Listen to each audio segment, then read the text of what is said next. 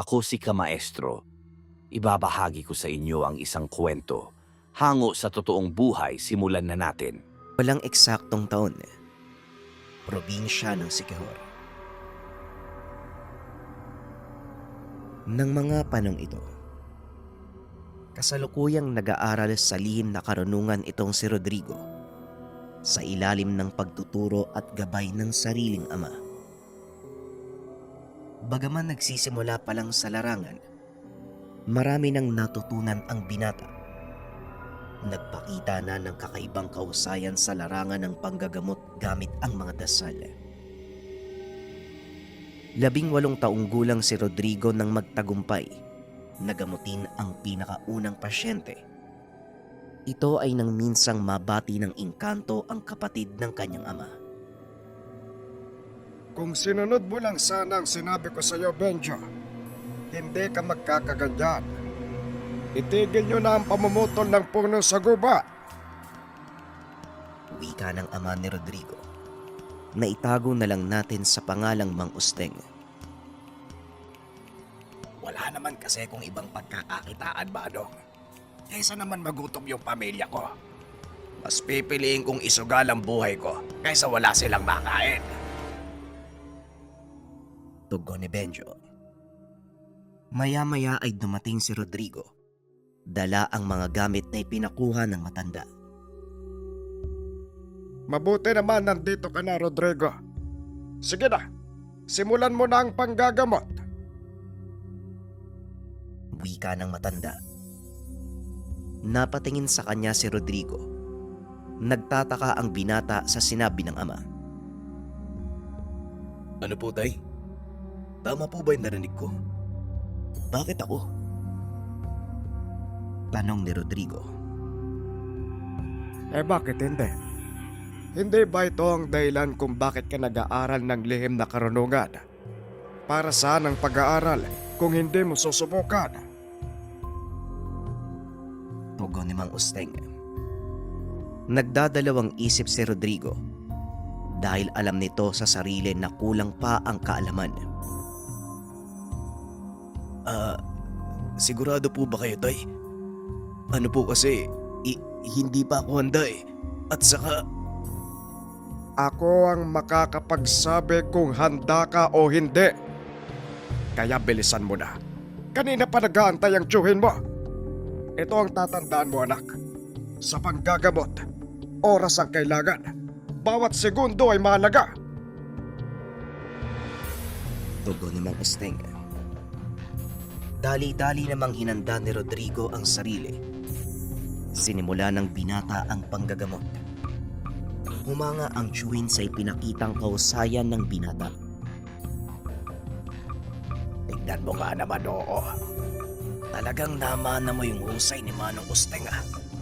Rodrigo, siguradong malayo ang mararating mo yan. Basta ituloy mo lang. Para sa kabutihan naman ang ginagawa mo. Napapangiti na lang ang binata. Hindi ito nagsasalita dahil nakatuon ang atensyon nito sa hawak na kandila. Ilang sandali pa ay pinatuloy ito ni Benjo sa palangganang may tubig. Dito nakita kung ano ang pinagmula ng sakit ng tiyuhin. batay po sa mga nakikita ko, doon po sa gawing tumana, meron kayong pinutol na puno. At saka, nasira, 'di ba? Naputulan kayo ng kadena. Pero tinuloy nyo pa rin yung pagputol ng puno. Yung naputol nyo po kasi, tirahan ng isang pamilyang duwending pula. Wika ni Rodrigo. Tinungo ni Mang Usteng ang palanggana. Nakita nitong tama ang sinabi ng binata. Aba, ayos, ah. Magaling, Rodrigo. O ngayon, ano ang dapat mong gawin sa tiyuhin mo? Tanong ni Mang Usteng. Magdala ka ng 2 buhay na manok. Talian mo sa paa ng pulang tela at pakawalan sa lugar. Magsaboy ka din ng pulang asukal sa pinutol na puno. Magsindi ka ng insenso. Humingi ka ng tawad. Yung bukal sa puso. Wika ng binata. Matapos ay nag-usal siya ng dasal. Inihip sa noo ng tiyuhin. Matapos ay nawala ang pananakit ng kamay nito. Kinabukasan ay unti-unti ding nawala ang pamamaga. Tuluyang gumaling ng sinunod ang sinabi ni Rodrigo. Ito ang naging simula ng pagiging kilala ng binata. Mas lalo pang pinagtibay ang debosyon sa mga hawak na gamit. Hindi pa ito nakontento dahil nagangad pa ng mas malakas na gamit ang binata. Tay, mukhang dumadami yung mga pasyente natin eh. Pahirap ng pahirap yung mga kondisyon na kakaengkwentro ko. Siguro tay, oras na po para mangalap ako ng mas malakas na gamit. Kailangan na po eh. Wika ni Rodrigo.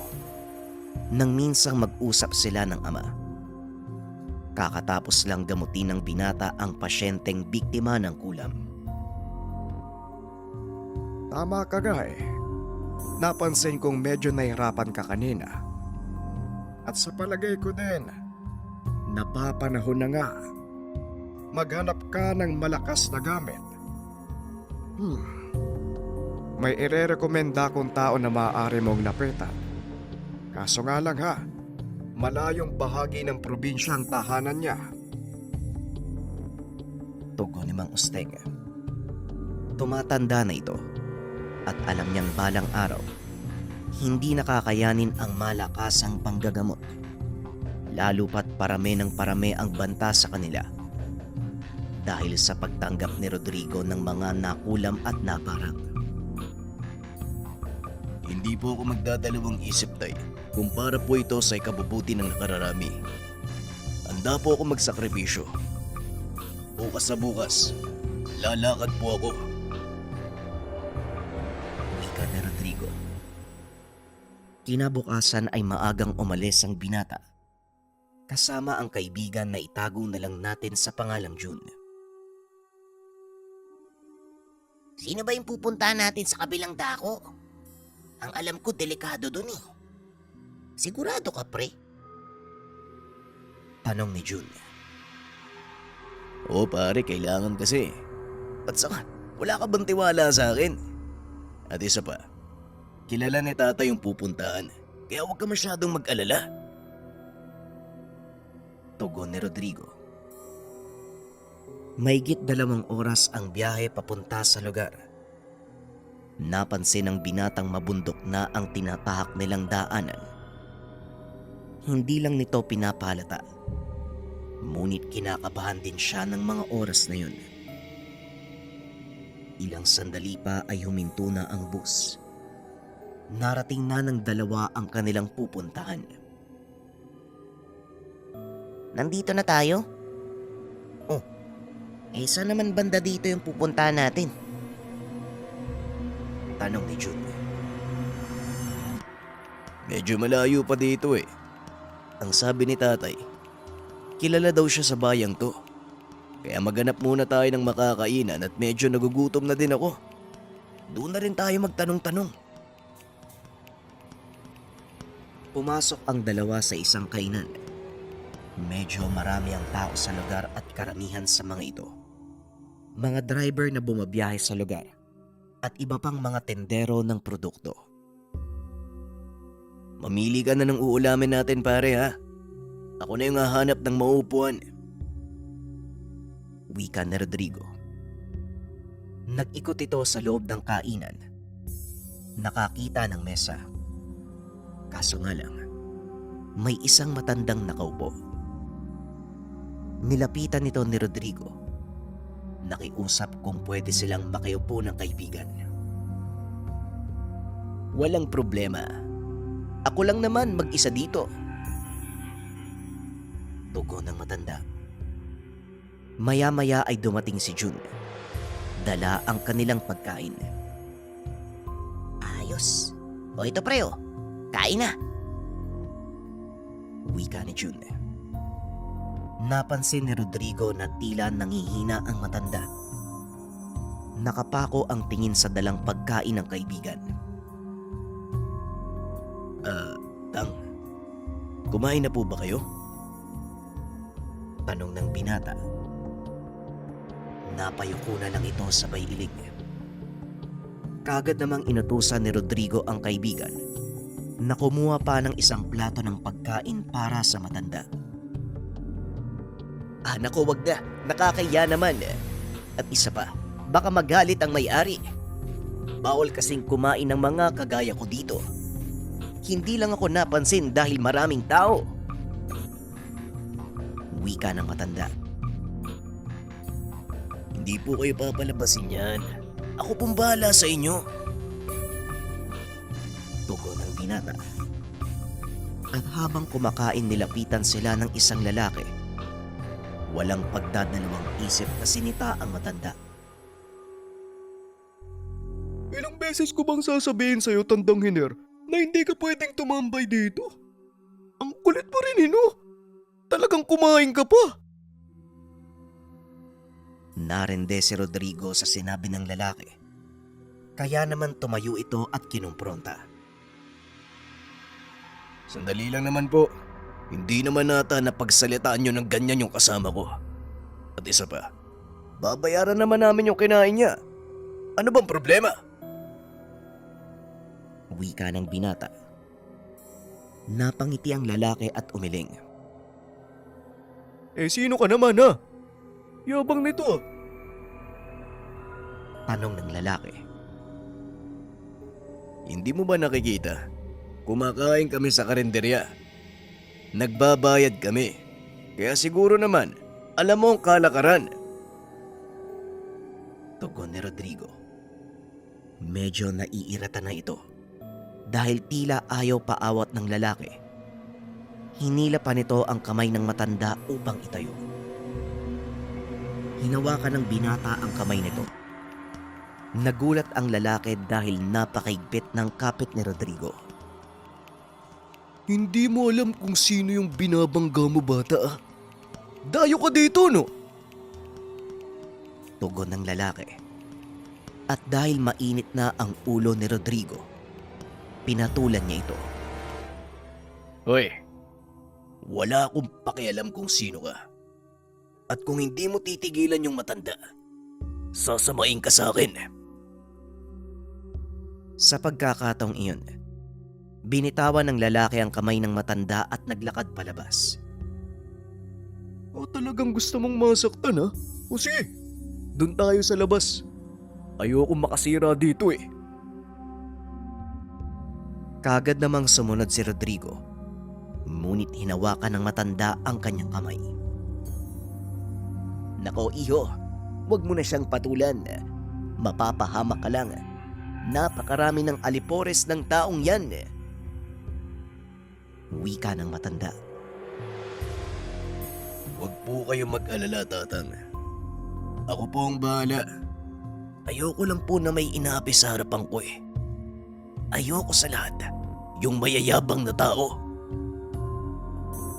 Tugon ni Rodrigo. Nako tatang, hindi niyo po kilala yung kaibigan ko. Tignan niyo po yung gagawin niya. Wika ni Jun. Matapos ay sumunod ang mga ito sa kinaroroonan nila Rodrigo. Talagang gusto mong mapahamak, ano? Hindi mo alam ang pinasok mo, bata. Nga pala, kilala ako dito sa pangalang Adolfo. Ako ang may hawak sa lugar na to. Ako din yung may-ari ng karinderyang kinakainan nyo. Napangiti si Rodrigo at nagkamot ng ulo. Alam mo, sa totoo lang, wala akong pakialam kung sino ka eh. Ayoko lang sa mayayabang at ayoko lang na may inaapi sa harapan ko. Ayoko nang may binabasto sa harapan ko. At isa pa, ang pinakaayoko sa lahat, yung nasisira yung tanghalian ko. Tugon ng binata. Ngunit laking gulat nito nang bigla siyang paligiran ng ilang kalalakihan. Ito na nga ba ang sinasabi ko? Tumakbo ka na! Hindi ka bubuhayin ng mga yan! Wika ng matanda. Ngunit imbis na sundin ito, sinugod ng binata ang mga kalalakihan Nasorpresa ang mga ito sa kakaibang bilis ng binata. Nagawa niyang patumbayin ang 4 na lalaki sa pamamagitan lamang ng tagi-isang suntok. Kaya naman pala. Kaya pala malakas yung loob mo eh. May tangang kang mutya. Hulaan ko. Mutya ng kidlat. Para sa bilis. At ang ngipin ng kalabaw para sa lakas. Mahusay ah. Mukhang magiging magandang laban to. Wika ni Adolfo. Pasensya na pare. Pero mali ka. Wala akong tanga na mutya. Kung ano man ang nakikita mo ay normal na kakayahan ko. Huwag mong antayin. Nagamitan pa kita ng mga kaalaman ko. Tumawa ng malakas si Adolfo. Naglakad ito papalapit sa binata. Ngunit ng ilang metro na lang ang layo nito. Bigla siyang napahinto. Sandali lang. Normal na kakayahan? Walang tangang mutya. Pero nagtataglay ng kakaibang lakas. Ikaw ba yung anak ni Tatang Usting?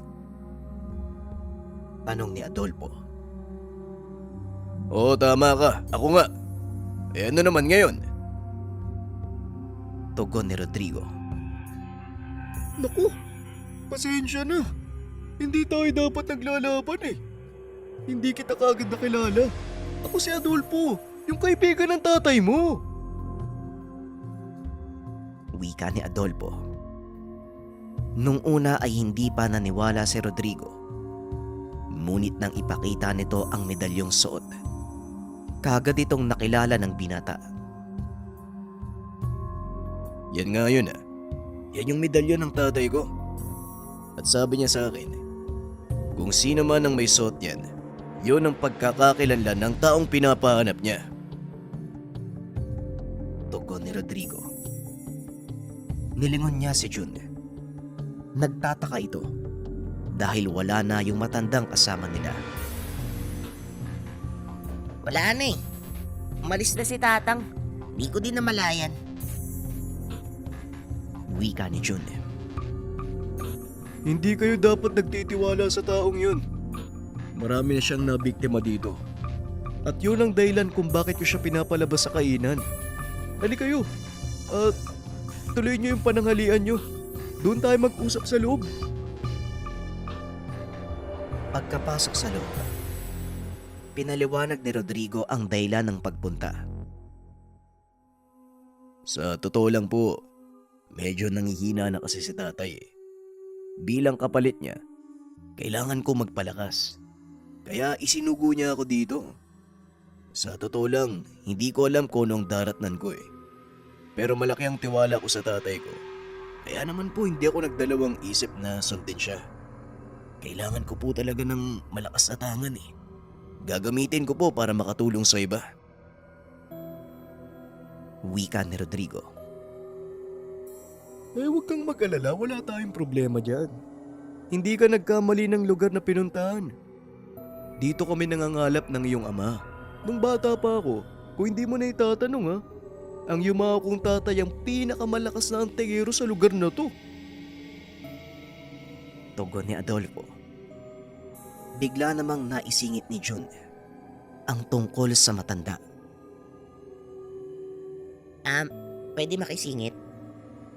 Yung matandang kasama namin kanina, bakit kayo galit? Tanong ni Jun. Si Mang Hiner. Dati pa siyang kilalang manggagamot dito sa lugar eh. Pero dahil napakaganid sa salapi, unti-unti niyang tinalikuran ng kakayahan. Hanggang sa hindi na siya makapanggamot. Yan yung nangyari. Tugon ni Adolfo. Dagdag pa nito, dahil sa inggit. Isa-isa nitong siniraan ang pangalan ng lahat ng manggagamot sa lugar. Sinubukang agawin ang mga tangang gamit. Sa kasamaang palad ay wala itong nakuha. At sa pamuno ng tatay ni Rodrigo, nagawa itong madiskomunyon. Ayon pa dito, malaki ang galit ni Mang Hiner sa ama ng binata. Mabuti na lang at hindi nahulog sa patibong nito ang magkaibigan. Dahil kung sakaling mangyari yun, maaaring hindi na sila makaalis ng buhay sa lugar. Teka, bakit naman kami hindi makakaalis ng buhay dito? Ano po bang mangyayari kung sakali? Tanong ni Rodrigo. Kung maraming mabuting antingero sa lugar na to, may mga gumagamit din ng kapangyarihan mula sa kaliwa. Ang kakayang taglay mo ay purong kanan, kaya makakakuha to ng atensyon ng mga kaliwa. Ang mabuti pa, sumama kayo sa bahay. Huwag kayong mag-alala. Walang gagalaw sa inyo pagkasama niyo ako. Tugon ni Adolfo. Pagkarating sa tahanan, nakita nito ang ilang kalalakihang nagtitipon sa harapan ng maliit na altar. Nagtataka ang binata, kaya hindi na nito napigilan ang sariling magtanong. Sino po sila, Manong? At saka ano pong ginagawa nila? Huminto sandali si Adolfo. Tinawag ang mga kalalakihan. Sila ang aking mga mag-aaral. Naghahanda sila para sa mahal na araw. Tamang-tama ang dating nyo, ha? Bukas, Lunes Santo na. Kung gusto nyong makakuha ng malakas na gamit, manatili muna kayo hanggang sa susunod na linggo. Walang pagdadalawang isip na pumayag ang binata. At habang naroon siya, pinag-aralan nito ang pamamaraan ni Adolfo. Bagaman may kaalaman sa mga dasal, dumidepende ito sa mga tangang mutya. Ipinakita din ito ang mga alagang gamit, kagaya ng mutya ng bulak, mutya ng kidlat, marindakit, o mutya ng bundok. Napakarami pang iba. Ngunit ang talagang nakaagaw ng atensyon ni Rodrigo, ang pagbabaon ng mutya sa katawan. Pinanood niya ang pamamaraan ng pagbabaon. Kung titignan ay napakasakit. Ngunit ayon kay Adolfo, nagbibigay ito ng karagdagang kakayahan sa may tangan, depende sa mutsyang ibabaon sa katawan. Hindi kumbinsido ang binata sa sinabi ni Adolfo, kaya naman hinayaan itong masaksiyan ni Rodrigo ang pagsubok sa bagong baong mutya. Eto yan, oh. May ibinaon sa katawan ng taong yan. Kapirasong tipak ng batoo mo. Manood kang mabuti, Rodrigo. Wika ni Adolfo. Nanlaki ang mga mata ni Rodrigo nang makita niyang lumalakad sa ibabaw ng nagbabagang uling ang lalaki. Hindi man lang napaso ang talampakan nito. Kasunod ay ang mainit na tubig. Ibinuhos sa likuran, ngunit tila walang epekto. At ang pinakahuli, sa pamamagitan ng itak. Ilang ulit na pinagtataga ng ilang pang kalalakihan ng katawan ng nagpapasubok. Laking gulat ni Rodrigo dahil hindi man lang tinablan ang katawan ng taong iyon. Yan ang isa sa mga katangian ng batoo mo. Kadalasang tangan ng mga haring bakal. Wika ni Adolfo. Sa palagay ko, kailangan ko din yan, ha. Sa ngayon kasi napakaraming banta sa buhay namin ni tatay. Dahil sa mga mangkukulam at mga mambabarang na nakakaengkwentro ko. Ayaw kasi ni tatay na patayin ko sila, eh. Tugon ni Rodrigo. Eh kasi yung tatay mo, talagang malambot yung puso pagdating sa ganyan. Pero sige, kung talagang gusto mo, matutulungan kita. Wika ni Adolfo. Kagad sinimula ng ritual ang pagbabaon ng kaperasong tipak ng batoomo sa katawan ng binata. At nang matapos ito, naramdaman ni Rodrigo ang malaking pagbabago sa katawan niya. Anong nangyayari? Bakit ganun, eh? Bakit parang bumigat yung pakiramdam ko? Normal lang ba to? Tanong ni Rodrigo habang sinasapo ang ulo. Oo, normal lang yan. Normal na pakiramdam. Nilalabanan ng dasal sa katawan mo ang kakayahan ng batoo mo. Maninibago ka pero ilang minuto lang, mawawala din yan. Sa oras na kilalanin ng katawan mo ang batoo mo. Tugon ni Adolfo. Ilang sandali pa, bumuti ang pakiramdam ng binata. O kumusta naman ang pakiramdam mo? Maayos na ba? Tanong ni Adolfo. Sa ngayon ho, medyo maayos na. Maraming salamat ho ah. Walang anuman. Kung gusto mong subukan ng kakayahan mo, pwede tayong humiling sa mga kasamahan ko. Sige po. Gusto ko pong malaman kung anong epekto nito sa katawan ko eh. Pag-uusap ng dalawa. Matapos ay sinubukan ng binata ang bagong tangan. Nasorpresa ito dahil napaka-epektibo ng batoomo na ibinaon sa katawan niya. Matapos ang pagsubok, kinausap ni Adolfo ang binata. Binigyan pa niya ng ilang mutsang pwedeng gamitin. Kagaya ng mutya ng linta, mutya ng puso ng saging, mutya ng suso, at mutya ng bigas. Tuwang-tuwa si Rodrigo dahil alam nito sa sarili na napakabisa ng nakuwang gamit. Ngunit nang pauwi na sila, saka pa lamang lumantad ang kaguluhan. Kasalukuyang nag-aabang ng bus pabalik sa kanilang lugar sina June at Rodrigo nang biglang nagpakita ang matandang tinulungan nila sa kainan ni Adolfo. Kung nalaman ko lang ng mas maaga, hindi ka na sana umabot pa sa tahanan ni Adolfo. Wika ni Mang Hener. Atang, wala po akong personal na galit sa inyo. Kung galit po kayo sa tatay ko, siguro naman may sapat siyang dahilan kung bakit nangyari ito. Tugon ni Rodrigo. Wala kang alam. Masyadong pakialamero ang tatay mo. Oo, wala kang personal na galit sa akin. Pero ako, meron. Galit ako sa lahat ng kaanak at kaibigan ng taong nagtanggal sa akin ng kakayahan.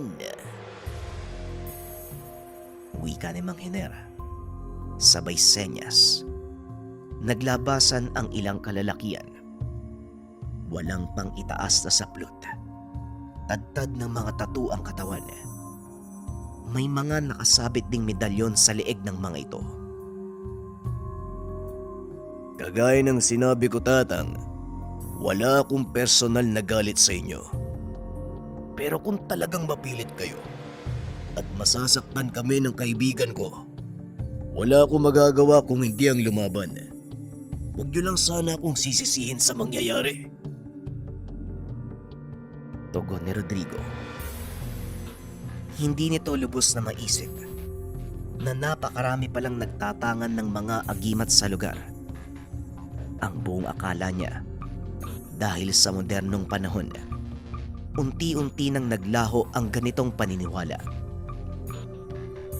Kagad naglapitan ang mga kalalakian. Kinuyog ang magkaibigan. Sinabihan ni Rodrigo ang kaibigang wag lalayo sa kanya. Kanya-kanyang sukot ang mga kalaban. Ngunit nagagawang iwasan ng binata ang mga atake. Kaagad ding gumagante ng suntok. Sa kabila ng napakaraming bilang ng mga ito, nagagawang makalamang ng binata sa laban. Napabagsak na nito ang ilan sa mga kalalakian, ngunit napakarami pa rin ang naiwan. Jun, sa oras na makahanap ka ng pagkakataon, tumakbo ka sa kainan ni Mang Adolfo. Humingi ka ng tulong. Wika ni Rodrigo. Nang makakita ng pagkakataon, mabilis na tumakbo ang kaibigan papunta sa karinderya. Habang pilit na nilalabanan ang mga sumasalakay, Walang kaalam-alamang binata na unti-unti na pala siyang nahuhulog sa patibong ng matanda. Ilang sandali pa, nakaramdam siya ng panghihina.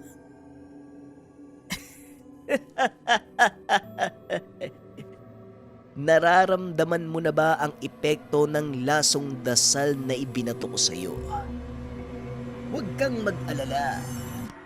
Wala kang mararamdamang sakit o hirap. Kagaya ko, mawawala lang din ang kakayahan mong magpagana ng dasal. Ito ang paghiganti ko. Wika ni Mang Hiner. Hindi na makatayo ang binata. Tanging proteksyong bigay ng Bato Omo na lang ang nagpapanatili ng kanyang kamalayan habang patuloy na binabayo ng gulpe ng mga kalalakihan. Kahit kailan, hindi ka makukontento sa buhay mo.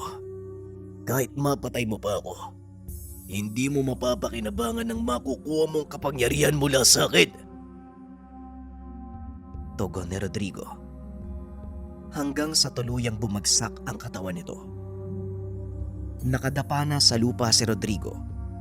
Ngunit nakikita pa din ito ang nangyayari sa paligid. Papalapit sa kanya si Mang Hiner. Akmang hahawakan siya ng matanda nang bigla itong tumilapon.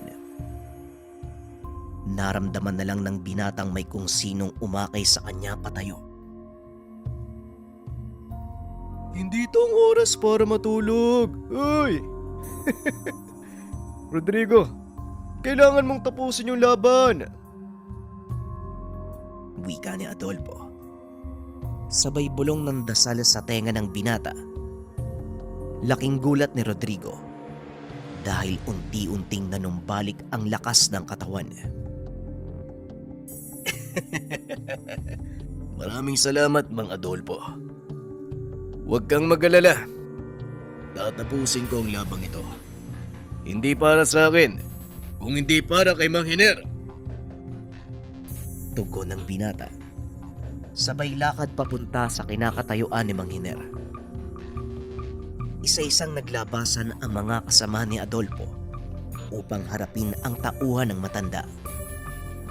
Gamit ang mga kaalaman sa mga dasal, iginapos nito ang matanda at pilit na pinaluhod. Nang hindi na ito makakilos, idinampi ni Rodrigo ang palad sa noo ni Mang Hiner. Nag-usal ng mga dasal. Anong ginagawa mo? Tatanggalan mo na naman ako ng kakayahan.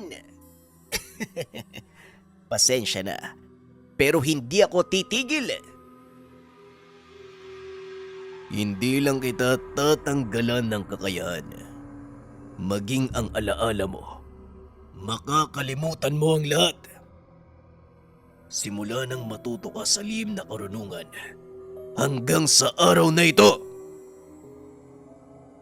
Walang nagawa ang matanda dahil hindi nito makalas ang dasal na ibinalot sa kanya ng binata.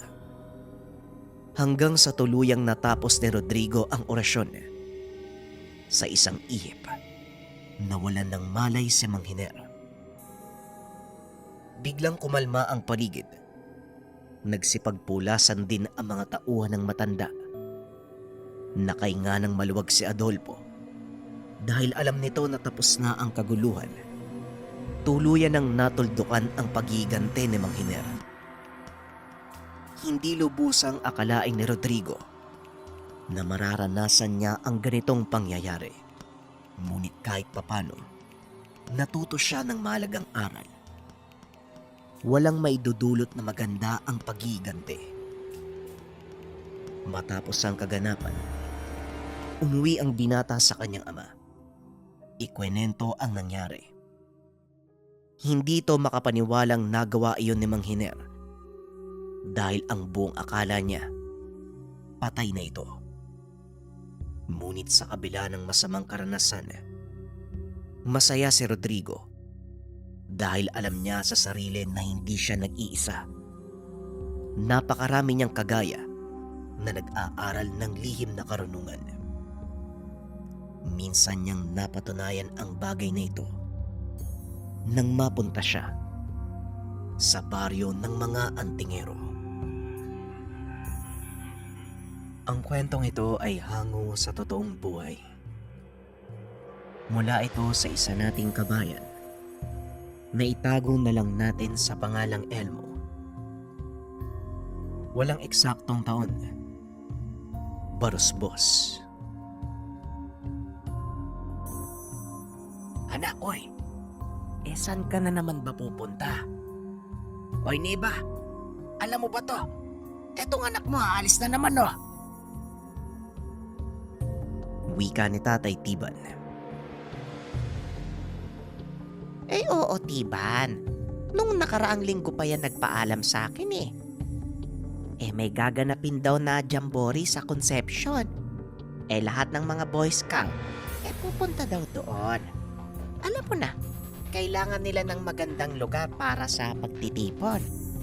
Hayaan mo na yung anak mo. Togo ni Nanay Niba. Bakit naman kasi doon pa? Pumayag ka nang hindi man lang ako tinatanong. Saka naman mahal jamboree. Ay nako. Alam mo bang balita nung nakaraang taon doon? Lahat ng mga Boy Scout na disgrasya sa mismong lugar na sinasabi niya. Tapos ngayon, doon pa rin ang lokasyon. Tapos pinayagan mo yung anak mo. Kahit walang permiso mula sa akin. Ano ba naman yan? Wika ni Tatay Tiban. Napayuko na lang si Elmo habang nakikinig sa pagtatalo ng mga magulang. Pero sinadya nila na hindi na muna ipaalam sa ama dahil alam nila na tututol kagad ito. Napagkasunduan nila ng ina na sa mismong pag-alis, doon na magpapaalam kay Tatay Tiban nang sa ganun wala na itong rason upang umatras. Napagalitan ng ama si Nanay Niba at sinabing kinukonsinti nito ang anak. Pero ayon sa ina, kailangan ng anak na maranasan ang mga ganitong kaganapan nang sa ganon mahasa ng bata ang mga abilidad, lalo na sa pakikisama sa ibang tao. Pero para sa ama, may iba pang mga pagkakataon at panahon sa pakikipagkapwa-tao. Hindi lang sa ganitong aktibidad, maging sa ibang mga lugar at organisasyon. Huwag lang sa lugar na delikado ang mga dayo. Niba, dapat sabihin nyo din sa akin na alam mong tutol ako pero wala na eh. Andyan na yan eh. Alam mo ba kung ilang mga bata ang kinain sa lugar na yon? Hindi lang simpleng talon o bundok ang pupuntahan nila. Lugar yon ng mga engkanto na halos taon-taon nangunguha ng buhay ng mga bata. Kung ayaw niyong makinig sa akin, o sige, kayo ang bahala. Pero wag niyo kong sisisihin kung may mangyaring masama sa anak natin. Wika ni Tatay Tiban. Tay, wag naman po kayo magalit. Ayoko po nag-aaway kayo ni Nanay. Hindi naman po kami magtatagal dun eh. Pangako po, babalik po ko ng ligtas at maayos. Naiintindihan ko na para po sa akin yung sinasabi nyo. Pero po tay, kailangan ko pong maranasan to. Lalo na po sa pagtanda ko. Kailangan ko pong kayanin yung mga gantong bagay. Natigil sa pagsasalita si Elmo nang sumingit ang ama. Wala na ba akong karapatan na pigilan ka? Anong malaki ka na? Ilang taon ka pa lang eh. 13 anyos ka lang. Tapos gusto mo nang maranasan yung kung ano-anong bagay. Kahit nga ultimo pagkain mo, kailangan mo pa ang nanay mo. Tapos ganyan. Huminga ng malalim si Tatay Tiban. Alam niya na kahit anong sabihin ng mga oras na yun, hindi na magbabago ang isip ng anak. Maging ang asawa, ramdam ni Tatay Tiban na tila nanlumo ito ng nasigawan niya. Sa kabilang banda, bukod sa buo na ang pasya ni Elmo, Nakabili na ito ng mga kagamitan para sa gagawing pagtitipon. Bago makalis ang anak, naglahad muna ang ama ng mga bagay na hindi dapat gawin ng bata. Ang una, huwag maliligo sa talon kahit anong mangyari. Huwag din sasali sa mga gawain na gagawa ng ingay sa lugar.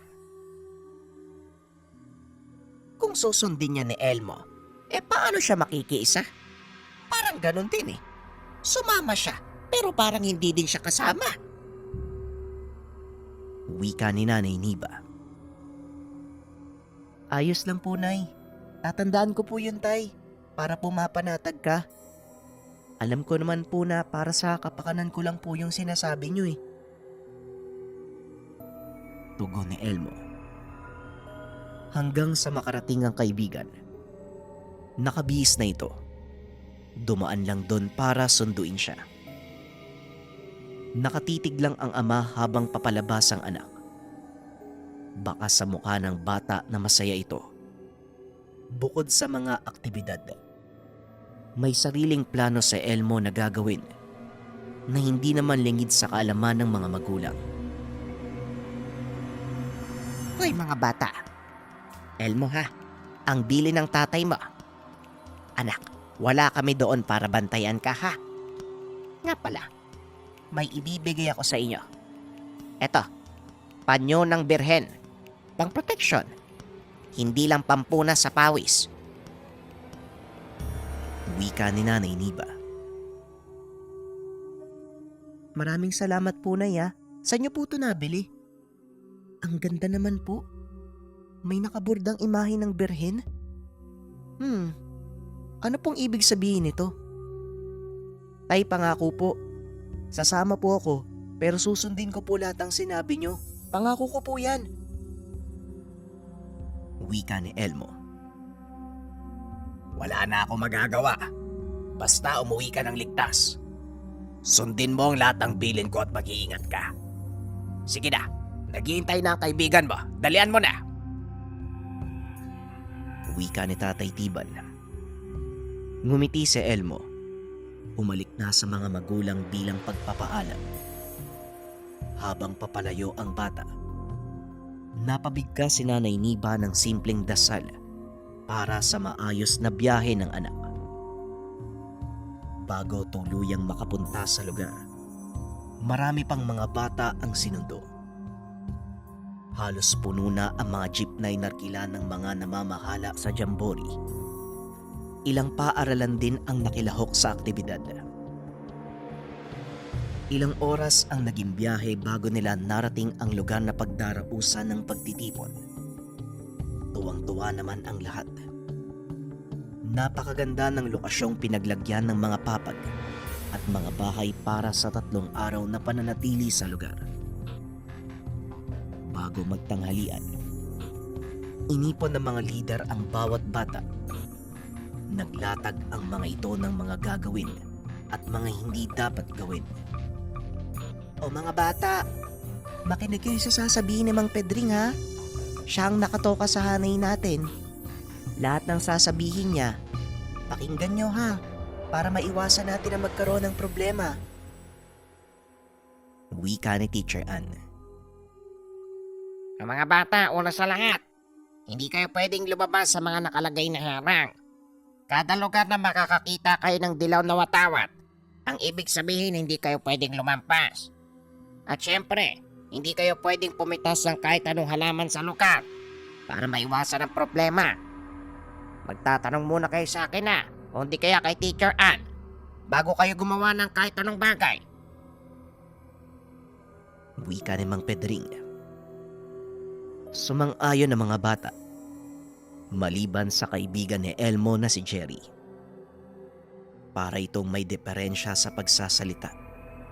Mahina ang pandinig.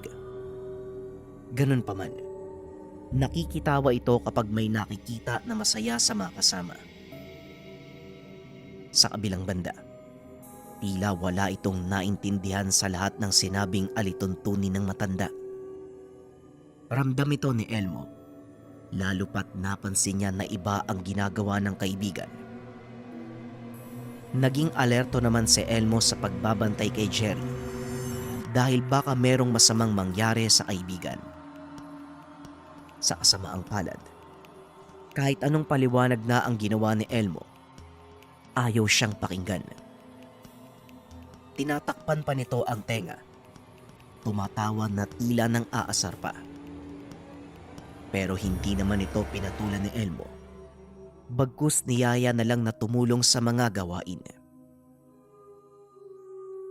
Ano bang nangyayari sa'yo? Parang wala kang narinig sa lahat ng bilin ah. Ayos ka lang ba, Jerry? Tanong ni Elmo. Paano natin masusulit yung lugar kung lahat bawal? Sa palagay ko, wala namang masama kung maliligo tayo sa talon eh. Pero dun yun banda oh. Wika ni Jerry. Pipigilan pa sana ito ni Elmo. Pero bigla na lang itong tumakbo. Dahil abala ang lahat. Walang nakapansin sa kanila. Tinatawag pa ni Elmo ang kaibigan. Pero mas mabilis ang pagtakbo nito. Ilang sandali pa narating na ng dalawa ang nasabing talon. Namangha si Elmo sa ganda ng lugar. Pero nakita niya ang mga nakapalibot na harang. Naalala niya ang bili ni Mang Pedring, maging ng ama. Pipigilan sana ni Elmo si Jerry, pero huli na ang lahat dahil biglang tumalon ang kaibigan. Ni hindi nang ubad ng saplot ang bata, tila wala itong nakikitang babala. Ni hindi man lang pinakinggan si Elmo. Jerry! Jerry! Nasaan na yun? Hoy! Huwag ka naman magbiro ng ganyan oh! Tulong! Tulungan niyo kami! Wika ni Elmo. Pero kahit anong sigaw, walang tao na nakakarinig sa kanya. Kinakabahan si Elmo. Tila kada sigaw, umieko lang ang tinig. Ilang minuto pa ang lumipas. Napagpa siya ng bata na bumalik sa lugar kung nasaan ang mga kasama. Pero hindi niya maalala kung saan ang tamang daan. Hindi niya alam kung saan susuot dahil sa sukal ng gubat. Kahit anong gawin niyang paglalakad, bumabalik lang siya sa parehong pwesto. Hanggang sa napagod na si Elmo kakahanap sa daan pabalik. Dahil makapal ang mga puno sa lugar. Kahit maliwanag pa, medyo madilim ang paligid. Nagsimula nang umiyak ang bata. Kinuha niya ang panyong binigay ni Nanay Niba at pinunas sa luha. Matapos maipunas sa mukha, itinali ni Elmo ang panyo sa ulo. Minuto lang ang lumipas nang may nakita siyang matandang naglalakad. Biglang nabuhayan ang bata. Sinalubong niya ang matanda. Humingi ng tulong. Pakiusap po, tulungan niyo po ako. Tulungan niyo po kami ng kaibigan ko. Hanggang ngayon po, hindi pa po siya nakakaahon dun sa talon eh. Kanina pa din po ako naliligaw eh. Wika ni Elmo. Hindi niyo ba alam na ipinagbabawal sa lahat ng lugar na ito? Ngayon hihingi ka ng tulong para sa kaibigan mo. Nila mo na ng talon ng kasama mo. Kaya kung ako sa'yo, kung gusto mo pang mabuhay, sundan mo ang mga nakataling dilaw na bandera. Mga bata nga naman, hindi sumusunod sa lituntunin. Wika ng matanda. Doon lang niya naalala ang sinabi ng namumuno sa aktibidad. Palaging tignan ang mga dilaw na bandera para hindi sila mawala o maligaw. Babala din ito na huwag pasukin ang lugar. Abot hanggang langit ang pasasalamat ni Elmo sa matanda. Pero nagulat ito nang bigla na lang nawala. Hindi niya alam kung saan sumuot ang matanda. Tumalikod na lang si Elmo sa lugar at hinanap ang mga dilaw na bandera. Minuto lang ang nakalipas. Habang naglalakad at sinusundan ang mga nakahilerang tali, nagtataka ang binata dahil ilang beses na siyang umikot, pero tila ngayon lang niya nakita ang bandera. Iba't ibang kulay ang nakikita ni Elmo, kaya nalito ito kung saan ang tamang daan. Naku, Diyos ko, tulungan niyo po ako. Pakiusap po, tulungan niyo po ako. Pangako po, magiging mabuting bata na po ako. Wika ni Elmo. Hahawakan na sana niya ang banderang pula. Biglang may pumalo sa kamay niya. Napasigaw si Elmo hindi dahil sa sakit, kung hindi dahil sa gulat. Ay nakong bata ka. Bata mo pa makakalimutin ka na. Anong kulay ba ang sinabi ko sa'yo? Tapos ngayon, sa pulang bandera ka pupunta. Nice. Akin ang kamay mo. Ito ang hawakan mo. Isang buto na magpapaalala sa'yo ng lahat. Talian mo. Hawakan mo na. Wika ni Tandang Kirim. Aanuin ko po yung buto. Buto. Pero parang... Natigil si Elmo sa pagsasalita. Muli itong pinalo ng matanda ng hawak na baston. Ayon kay Tandang Kirim, hindi nakikinig ng maigi ang bata. Kakasabi ko lang. Talagang inulit mo pa. Buto nga yan. Bigay ko yan sa'yo bilang paalala. Sige na. Wala nang oras. Malapit ng madilim. Baka mamaya, hindi ka na makabalik sa lugar niyo. Bilisan mo na! Wika ni Tandang Kirim. Napatitig si Elmo sa matanda. Pero hindi na ito nagtanong pa. Binulsa na lamang ang binigay. Habang patuloy na naglalakad, sinundan ni Elmo ang kulay dilaw na bandera. Hanggang sa marinig niya ang mga kasamahan. Sumisigaw. Hinahanap sila. Isa sa mga kaibigan niya ang lumapit sa kanya. Teacher! Teacher Ann! Si Elmo po! Nandito si Elmo! Wika ni Kokoy.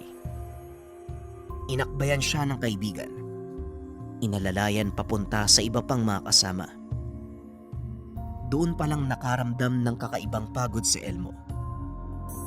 Tila nalanta ang katawan nito habang inaalalayan ng kasamahan. Hanggang sa nawalan ng malay si Elmo. Sigaw lang ni Kokoy ang narinig niya bago tuluyang ipikit ang mata. Kinabukasan, pagdilat ni Elmo, nagtataka ang bata kung bakit tila napakaingay ng paligid. Babangon sana ito, pero biglang may pumigil sa kanya. O anak, huwag ka na munang tumayo. Magpahinga ka muna ha, para makabawi ka ng lakas mo. Wika ni Nanay Niba. Nay, nasaan po ako? Ano po bang nangyari? Bakit po maingay? Nasaan po ba tayo? Tanong ni Elmo. Maingay. Wala naman ako naririnig eh. Anong ingay ba yung sinasabi mo? Dalawa lang naman tayo dito sa kwarto eh. Nasa pagamutan tayo anak. Mabang istorya. Pero nagpapasalamat ako. Makabalik ka ng ligtas. Tugon ni Nanay Niba. Teka Nay, nasan po si Jerry? Hindi po ba siya nakaahon? Nasan po siya? Nakuha po ba siya? Naisabihin niyo po kay Teacher Ann, si Jerry po. Wika ni Elmo. Hindi niya na napigilang umiyak nang maalala ang nangyari. Naluha din si Nanay Niba. Sinabing hindi pa rin nakikita ang kaibigan ni Elmo. Dagdag pa ng ina. Ginalugad na ang lahat ng lugar pero hindi talaga natagpuan si Jerry. Nanalangin na lang ito. Nagpapasalamat na ligtas si Elmo. Hanggang sa tuluyan ng makauwi ng tahanan ng bata. Pero mula nang mangyari ang insidente, maraming nagbago sa buhay ni Elmo. Kapag nagigising, palagi siyang nakakarinig ng ingay. Palaging takot. Hindi naman malaman ng mga magulang kung saan ito natatakot o kung ano ang naririnig na ingay. Ilang araw na ang lumipas matapos ang nangyari. Hinanap ni Elmo ang buto na ibinigay sa kanya ng matanda bago makabalik sa pwesto ng mga kasamahan. Eto ba ang hinahanap mo? Anong klase bang buto ito, anak? Saan mo ba nakuha yan? Mukhang kakaiba eh. Sinubukan ko pa yung pukpukin eh. Ang buong akala ko ginto. Pero wala namang nangyari. At saka hawakan mo, anak. Tignan mo, pakiramdaman mong maigi. Parang nangungusap. Parang umiinit. Wika ni Nanay Niba. Hindi ko din po alam na eh. Bigay lang po sa akin ni Tandang Kirim. Yung matandang nagligtas po sa akin. At saka, hindi naman po mainit ah. Buto lang po to eh. Pero ang sabi ng matanda, gagabayan daw po ako niyan. Kaya nagpapasalamat po ako. Baka dahil po dyan, kaya po ako nakabalik ng ligtas. Tugon ni Elmo. Habang hawak ang buto, biglang may kung anong enerhiya na dumaloy sa katawan ng bata.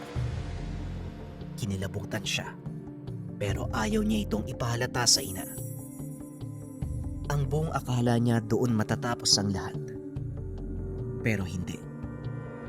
Ito ang simula ng mas malaking pagbabago sa buhay ni Elmo at ng pamilya. Kahit nagulo ang sistema ng buhay ng bata, naging daan naman ito para makita kung ano ang gampanin sa buhay. Napansin ito ng lahat, lalong-lalo na ang mga magulang ni Elmo. Kitang-kita ang kakaibang galaw nito. Bigla na lang siyang magsasalita kahit walang kasama. May oras din na bigla na lang itong nananamlay. Bakal, parang hindi na siya si Elmo yung anak natin. Hindi sa paninisi Alam kong gusto mo lang na maging masaya ang anak mo. Pero ano nang gagawin natin sa kanya ngayon? Ilang araw na siyang tulog Kung gumising man, parang wala naman sa sarili. Wika ni Tatay Tiban. Parating na si Mang Ambo. Patawarin mo ko kung ganito yung nangyari sa pasya ko. Pero panalangin ko, mailigtas si Elmo. Hindi ko rin naman gusto yan eh. Tugon ni Nanay Niba. Bago ang tanghalian, nakarating na ang manggagamot sa tahanan. Pagpasok pa lang sa kwarto ni Elmo, kung saan ito nagpapahinga, bigla itong napayuko. Tila may kinakausap at parang may inaakbayan pa. Nagkatingin na naman ang mag-asawa. Iniisip nila kung anong nangyayari. Maya-maya pa, biglang tumawa ang albularyo. Tila tuwang-tuwa sa mga nakikita. Papasok na din sana si Tatay Tiban sa kwarto, pero inawat siya ni Nanay Niba. Hayaan mo na muna siyang matapos. Ramdam ko, magiging maayos na ang lahat, Niba. Magtiwala lang tayo. Magdasal tayo. Wika ni Nanay Niba. Napakalma ni Nanay Niba ang asawa. Kaya nanatili na lang silang nakamasid habang sinusuri ni Mang Ambo si Elmo. Ilang sandali pa ang lumipas. Lumabas si Mang Ambo na maaliwalas ang muka. Hinayaan na muna nila si Elmo sa kwarto. Dinala ng mag-asawa sa kusina ang albularyo para makausap. Habang nagkakape, doon pinaliwanag ni Mang Ambo ang lahat ng nangyari. Ipanatag niyo ang kalooban niya. Maayos na si Elmo. Pero nasa kanya kung tatanggapin niya ang gampaning ibinigay. Kung nagtataka kayo kung bakit nakakatulog siya ng ganong kahaba, dahil wala siya ngayon sa mundo natin. Naroon siya sa kabilang dimensyon, sa mundo ng mga engkanto. Si Elmo ang napili nila para maging tulay. Hindi para makapaminsala, kung hindi para makapanggamot kagaya ko. Ang kagandahan lang, mas malakas siya kung ikukumpara sa akin. Pero marami siyang kailangang matutunan para magampanan ng maayos ang responsibilidad. Kung papayagan niyo, gusto kong gabayan ng bata. Tumulo ang luha sa mga mata ni Nanay Niva. Pero sa kabilang banda, nagpapasalamat pa rin ito dahil maayos ang anak. Ganun pa man, nagtiwala ang mag-asawa na matutulungan ni Mang Ambo ang anak. Kaya tinanggap nila ang alok nito. Sa kasalukuyan, naging tanyag na manggagamot si Elmo dahil sa pag-alalay at sa gabay ng mga engkanto. Tinulungan niya ang mga nakapalibot sa kanya. Naging tagapagpamulat din si Elmo sa mga taong hindi naniniwala sa kakaibang bagay sa pamamagitan ng kakayaang ibinigay sa kanya. Naibabahagi niya ito ng maayos at may kabuluhan. Bukod pa dito, nakapagtapos si Elmo sa kursong guro. Kaya naman mas maraming nagtiwala sa kanya. Bukod sa pagbabahagi ng kaalaman, nakapagbabahagi din siya ng kagalingan sa taong bayan. Magandang araw, JD. Meron ka bang bracelet na pampaswerte or pampaswerte kapag tumataya ka? Shoutout kay Jennifer Santos para sa message na to. Meron tayong spiritual bracelet kandili. Suot ko ngayon yung version 1, mga kabayan. Ito siya, version 1 natin. At ito naman yung version 2. So mga nagtatanong, anong difference ng version 1 and version 2? Design lang, mga kabayan. Personally, mga kabayan, dalawa yung meron ako nito. Sinusuot ko siya kapag meron akong malaking meetings. JD, anong mas gusto mo sa dalawa? Depende. Yung version 1 kasi, kapag gusto ko yung simple lang, kasi hindi masyadong nag-stand out yung design niya. Kapag naka-t-shirt lang ako, tapos simpleng damit lang, pero swerte, version 1. Pero kapag gusto kong nag-stand out talaga yung itsura ko, ang ginagamit ko itong version 2, kitang-kita naman sa design kung gaano siya kaganda. Ano naman yung bisa nito, JD? Kung pamilyar kayo sa piyaw, ganun din yung bisa nito, pampaswerte sa lahat ng aspeto. Ang kaibahan nga lang, mas mabisa to kasi binasbasan to ng mga antingero. At same time, meron tong kasamang dasal at syempre mas mura to ng 100% compare sa piyaw. Sa lahat ng interesado, nariyan ang link sa comment section or mag-message lang kayo at merong sasagot sa inyo. Maraming salamat. Ang ninuno.